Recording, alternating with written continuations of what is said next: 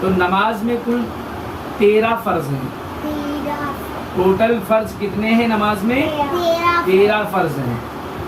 6 فرض جو ہے 6 فرض وہ اندر کے ہیں، نماز کے اندر کے ہیں، اور 7 فرض جو ہے وہ نماز کے باہر کے ہیں. ٹھیک ہے، جس کو ارکان نماز کہتے ہیں. ارکان نماز یعنی ارکان نماز 6 ہیں اندر کے، جو نماز کے اندر جو ارکان ہیں وہ 6 ہیں، اور باہر کے جو 7 ہیں اس کو شرائط نماز کہتے ہیں. نماز کے لیے وہ 7 چیزیں شرط ہیں، سمجھے نا؟ تو ان 13 میں سے ایک بھی چیز اگر چھوٹ جاتی ہے تو ہماری نماز نہیں ہوگی.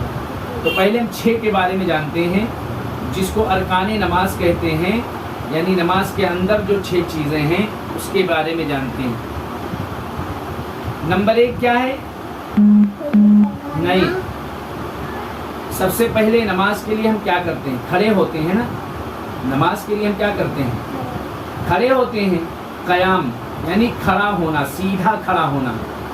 فرض نماز بغیر کسی عذر کے، مطلب اگر کوئی ہمارے پاس عذر نہیں ہے، کوئی مجبوری نہیں ہے، تو فرض نمازوں کو ہم بیٹھ کر کے نہیں پڑھ سکتے. سمجھ گئے نا؟ اگر ہمارے ساتھ کوئی مجبوری ہے، ہمیں ڈاکٹر نے کھڑا ہونے سے منع کیا ہے، یا اور کسی وجہ سے ہمارے پیر میں کوئی تکلیف ہے، تو اس وجہ سے ہم جو ہے بیٹھ کر کے فرض نماز بھی پڑھ سکتے ہیں. لیکن اگر ہمارے ساتھ کوئی مجبوری نہیں ہے، ہمیں ڈاکٹر نے بھی منع نہیں کیا ہے، ہمارے پیر میں کوئی تکلیف بھی نہیں ہے، اس کے بعد بھی اگر ہم بیٹھ کر کے نماز پڑھتے ہیں تو پھر نماز ہماری ہوگی نہیں. تو نماز کے لیے کھڑا ہونا یعنی قیام کرنا، سمجھے نا؟ قیام یعنی سیدھا کھڑا ہونا، نمبر 1. نمبر 2 کیا ہے؟ تکبیر تحریمہ کہنا. تکبیر تحریمہ مطلب جو سب سے پہلی تکبیر، جیسے ہم کھڑے ہو گئے نماز کے لیے، سیدھا کھڑے ہو گئے، اب اس کے بعد ہم کیا کریں گے؟ اللہ اکبر کہہ کر کے نیت کو باندھیں گے.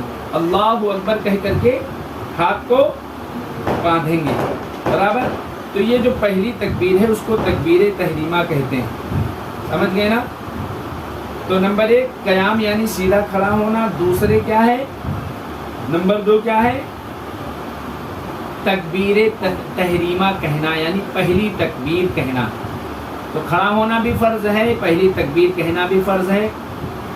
اس کے بعد کیا آتا ہے؟ اس کے بعد ہم کیا کرتے ہیں نماز میں؟ قرات کرتے ہیں.